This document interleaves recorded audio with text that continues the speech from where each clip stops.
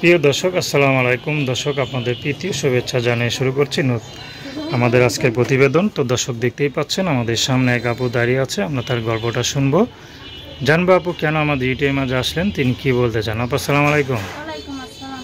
কেমন আছেন? খুব কষ্টে আছি। তারপর নাম কি বললেন? হাদিসা। হাদিসা, সুন্দর নাম। হাদিসা আপু, ইউটিউবে কেন আসলেন? বাবাটা বিয়ে করে চলে গেছে, মাটা বাড়ি বাড়ি কাজ করে, অনেক কষ্টে আছে। আচ্ছা, তো বাবাটা বিয়ে করে চলে গেছে কতদিন আগে চলে গেছে? 1 বছর। 1 বছর হয়ে গেছে। মা কাজ করে বাড়ি বাড়ি, না? ছোট একটা ভাই আছে। আচ্ছা, আপনি কি করেন? আমি সেলাই মেশিনে কাজ জানি, কিন্তু সেলাই মেশিন নেই। এই জন্য ঘরে থাকেন। আচ্ছা, মা কাজ করে, সারাদিন কাজ করে, আর আপনি ঘরে রান্না বান্না করেন, এই তো? আচ্ছা আচ্ছা, তো ইউটিউবে কেন আসলেন? একবেলা খাইলে আরেকবেলা খাইতে পারি না, অনেক কষ্টে আছে। অনেক কষ্ট করে ইউটিউবের মাঝে আছে। বিয়ে শাদী হয়েছে আপনার? না, বিয়ে শাদী হয়নি। বিয়ে শাদী করবেন?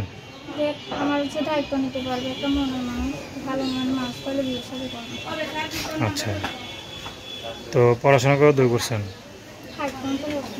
5 পর্যন্ত? তার পড়লেন না কেন?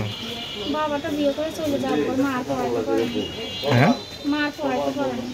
আচ্ছা, মার পড়াতে পারেন, এই জন্য পড়েন নাই। পড়াশোনার ইচ্ছা ছিল তো, না? অনেক ইচ্ছা ছিল পড়াশোনা।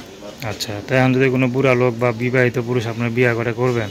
বুড়ো হোক আর জোয়ান হোক, আমার কোনো আপত্তি নেই। আর যে কোনো হৃদয়বান ব্যক্তি পায়া যান, ইয়াং ছেলে, সে যদি আপনার দায়িত্ব নেয়, আপনি যাবেন?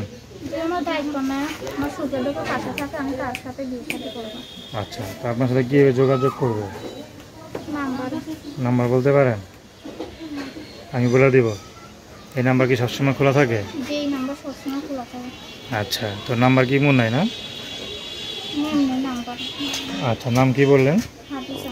তার নাম্বারটা হচ্ছে 01406185934। আমি নাম্বারটা আবারও বলছি, 01406185934।